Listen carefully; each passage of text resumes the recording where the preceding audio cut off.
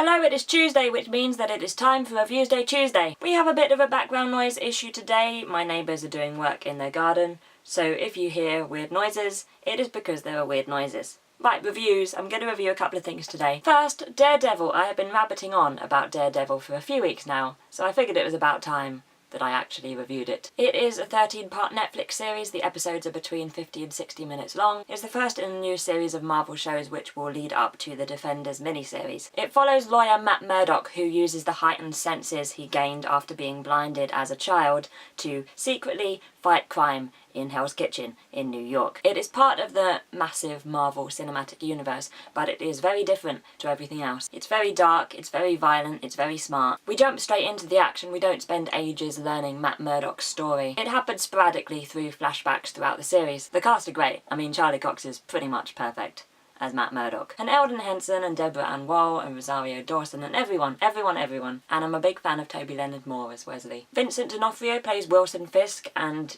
Fisk is, I think, one of the most interesting villains I have seen, and he's definitely one of my favourites. One of the things I love about this show is how grey everything is. You can see the good in what Fisk is trying to do, and you can see the bad in what Matt Murdock is trying to do. And it gives the show a lot of texture and conflict and interesting questions. It's shot so beautifully, it really reminds me of Peaky Blinders in terms of tone and direction, and as we know, Peaky Blinders is my favourite show ever. It's very violent. The action sequences are some of the best I've seen on screen, I think. There's a particularly amazing scene at the end of episode 2. If you've seen the show already, then you'll know what I'm talking about, and if you haven't yet, then you'll know when you get to it. But I never felt it went over the top, and it wasn't just gory for the sake of it, and there was no gratuitous nudity, which is all too rare these days. I loved how the platform that Daredevil is on allowed it to do things that a weekly TV series would not be able to get away with. You didn't have recaps of what's going on in previous episodes. It didn't reintroduce characters and remind you of the relationships between them. It didn't have to be all exciting at the end of the episode to encourage you to watch the next episode next week. And minor characters continue to exist throughout the series. Maybe a character would have some importance in an earlier episode and a few lines, and then they'd crop up occasionally throughout the series at the points where it would make sense for them to crop up. And it didn't do that thing that I don't like where a character is important later on in the series and apparently they've been there this whole time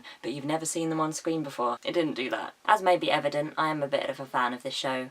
I'm really looking forward to the second season. I'll give it 4.8 out of 5. Right, second and lastly, I am going to review the film Begin Again. This is a 2013 musical comedy drama starring Keira Knightley and Mark Ruffalo. Knightley plays a singer-songwriter who is discovered by a record label executive, and they work together to produce an album recorded all over New York City. It is written and directed by John Carney, who also wrote and directed Once, which will give you an idea of its tone. I enjoyed this film. It had a nice feel to it. It was likeable. It was well cast, and the cast were very winning. As well as Knightley and Ruffalo, we have James Corden, and I was very impressed with him, and also Adam Levine from Maroon 5 in his first film role, and I liked Hayley Steinfeld as Ruffalo's daughter. She had a nice arc throughout the film. The songs aren't epic or life-changing, but most of them are good. I like Lost Stars and Coming Up Roses. I think it's called Coming Up Roses. It's something about roses. I was pretty impressed. I'd check it out if you get the opportunity. I'll give it 4.1 out of 5. That's it for today. We've had one quite long review and one quite short review, so hopefully this will end up being a normally length video. I hope you have a great day. My next video will be on Thursday and I will be in Belfast, so I'll see you then.